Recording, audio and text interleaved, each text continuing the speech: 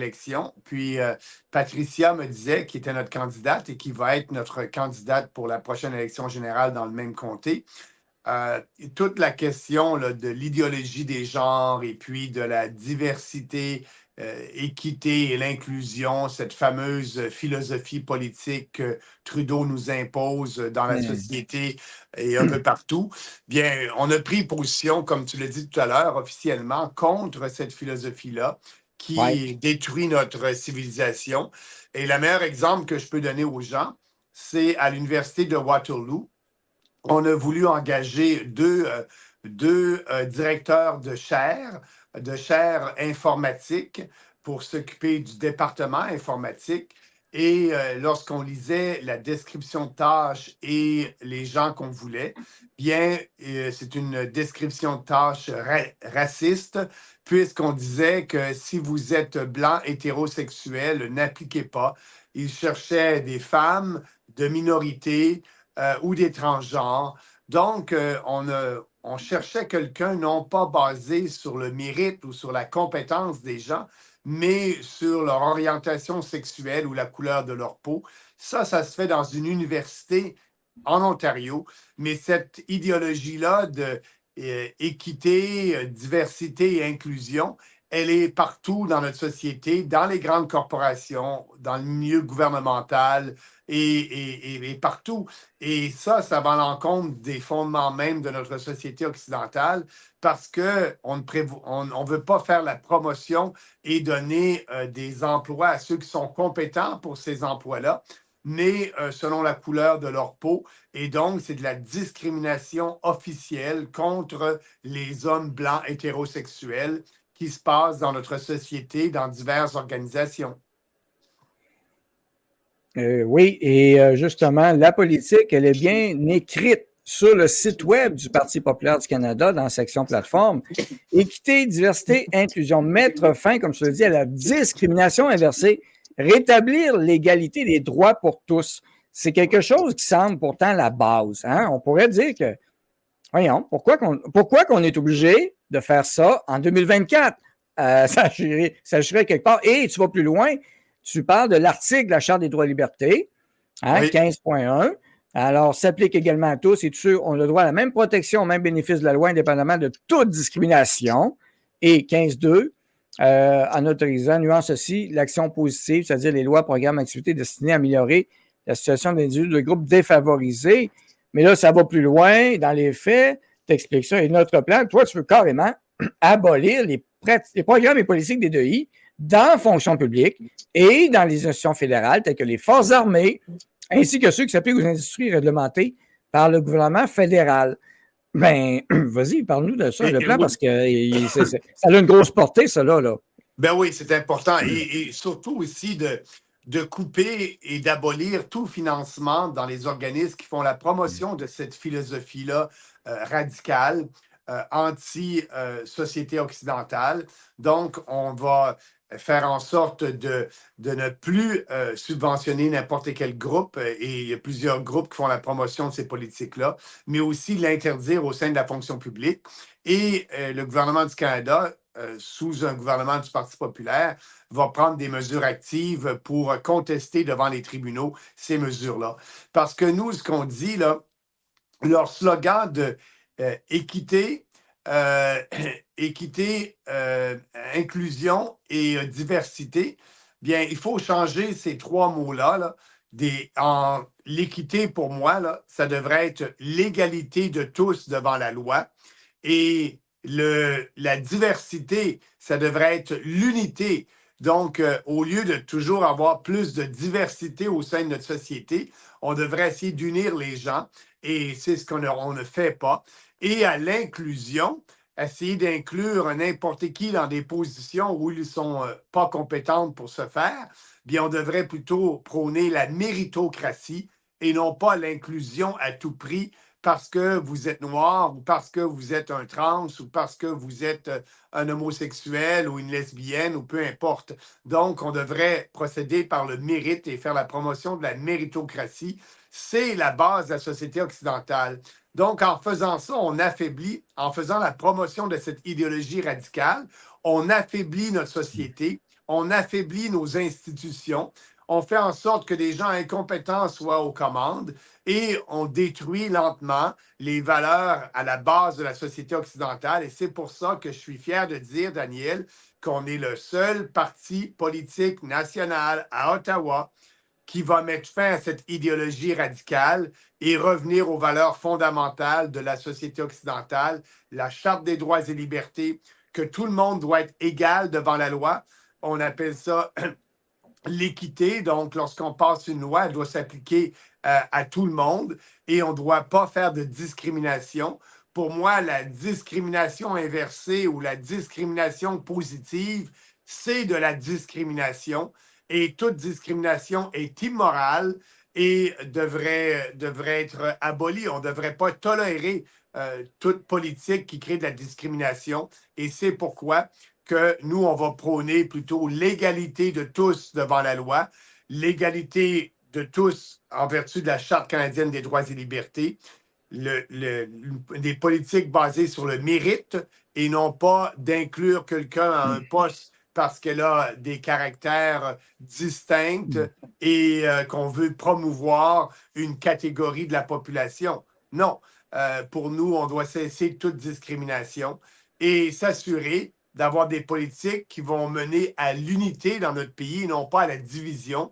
Aujourd'hui, c'est ce que fait Trudeau et les conservateurs. Ils divisent les gens par différents groupes selon leur sexe, selon leur orientation sexuelle, selon la couleur de leur peau. Et pour chaque groupe, bien, on fait du racolage. On essaie de plaire à ces groupes-là politiquement pour avoir leur appui. On peut aussi faire une distinction entre Canadiens de souche et Québécois de souche versus immigrants.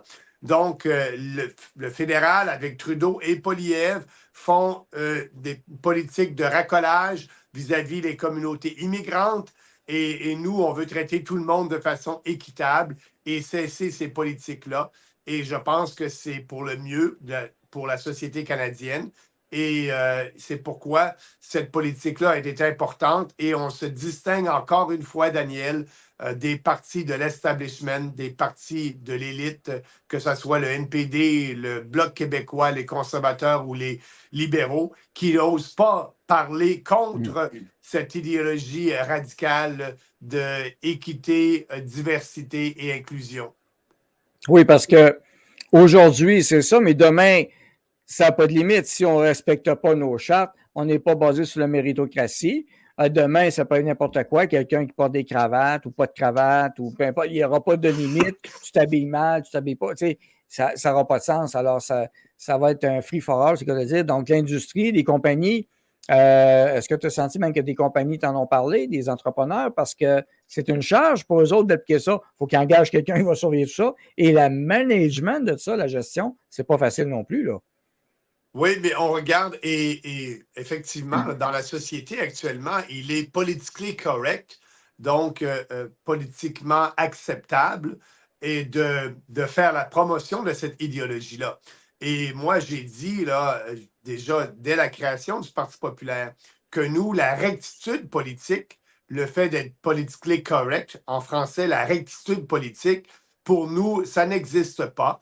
On a des politiques basées sur le gros bon sens. Et pas à cause qu'aujourd'hui, on devrait faire ça parce que l'élite souhaite qu'on adopte une politique et qu'on soit politiquement correct. Ou nous, non. On va dire les vraies choses telles qu'elles sont.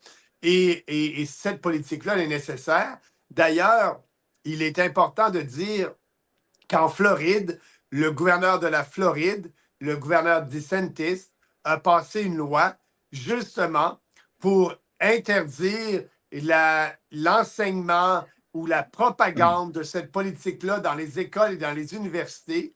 Et l'impact de sa loi a été que l'Université de Miami a congédié à peu près 35 personnes qui faisaient la promotion de ces folies d'idéologie du genre et de diversité, équité et inclusion. Donc, dans les faits, là, le gouverneur de la Floride a dit, ici, dans mon État, là, on est contre cette politique-là parce que c'est contre le fondement de notre société et ça détruit notre société, la société occidentale. Ils ont passé une loi et l'impact se fait ressentir maintenant. L'Université de la Floride qui a congédié à peu près 35 personnes et ce n'est qu'un début. Mais on doit faire la même chose ici au Canada et c'est pourquoi qu'on a adopté cette politique-là, nous, au Parti populaire. Ben non, mais c'est très bien parce que c'est clair que ça a un enjeu qui va au-delà de ça. Et on parle de méritocratie, mais la productivité, le gain productif que ça amène, ben, c'était pas prouvé. Et le Tennessee a embarqué aussi d'autres lois, d'autres États de plus en plus emboîtent le pas. Daniel Smith en Alberta commence à en parler aussi, je pense, même au Canada. C'est quelque Oui. chose qui la préoccupe. Oui, Daniel Smith n'a pas peur de parler surtout contre l'idéologie du genre. Et elle a dit dans sa province que, écoutez, si vous êtes mineur, là, en bas de 17 ans, l'élite médicale n'a pas le droit de vous donner des bloqueurs d'hormones. Donc, c'est bien. On voit maintenant qu'en Angleterre, ils ont passé une loi aussi contre finalement l'élite médicale qui font la promotion de la mutilation de nos enfants. Et nous, ça fait longtemps au Parti populaire qu'on a une politique là-dessus, qu'on a dit que ça devrait être dans le code criminel, parce qu'une fois qu'on interdit aux médecins, aux infirmières ou à toute personne de prescrire des bloqueurs d'hormones ou de mutiler un enfant en bas de 18 ans, et qu'on met ça comme un crime dans le code criminel, eh bien là, ça s'applique partout au Canada. La politique de Mme Smith en Alberta, ça s'applique seulement en Alberta parce que, comme tu le sais, la santé est de juridiction de compétence provinciale et donc, en vertu de ses pouvoirs en santé, elle a émis cette directive-là. Mais on doit aller plus loin pour que ce soit la même norme partout au Canada et changer le code criminel à cet effet. Ce que ne parle pas le Bloc québécois et M. Poilievre parce qu'ils ont voté en faveur du projet de loi C4 qui fait la promotion de la transition. Et pour débuter la transition, on débute en donnant à des mineurs des bloqueurs d'hormones. Et donc, Poilievre et le Bloc québécois et les libéraux sont d'accord avec ça.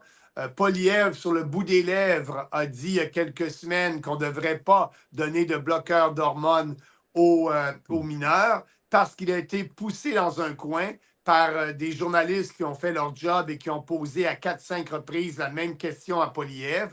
Et du bout des lèvres, il a répondu ce que je viens de vous dire.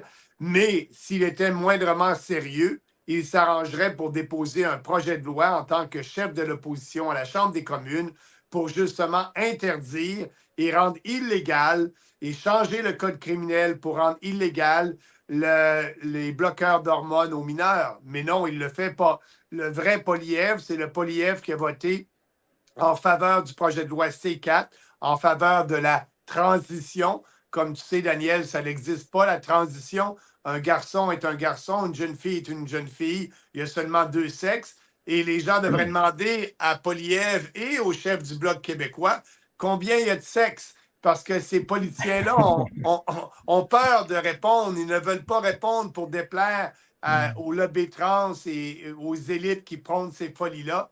Mais moi, je n'ai pas peur de dire qu'il y a seulement deux sexes et c'est pas vrai qu'un enfant est né dans un mauvais sexe et qui doit transitionner.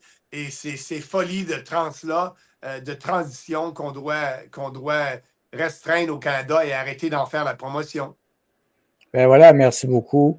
Et Marianne, j'aime le bon sens du PPC. Ben oui, parce que le common sense, les politiques du gros bon sens, c'est le PPC, Parti populaire du Canada. Il y en a qui peuvent essayer de voler le slogan, mais ils ne seront pas capables de l'appliquer parce que ce n'est pas dans leur tête, ce n'est pas dans leur cœur. Soyez avertis. Et écoute,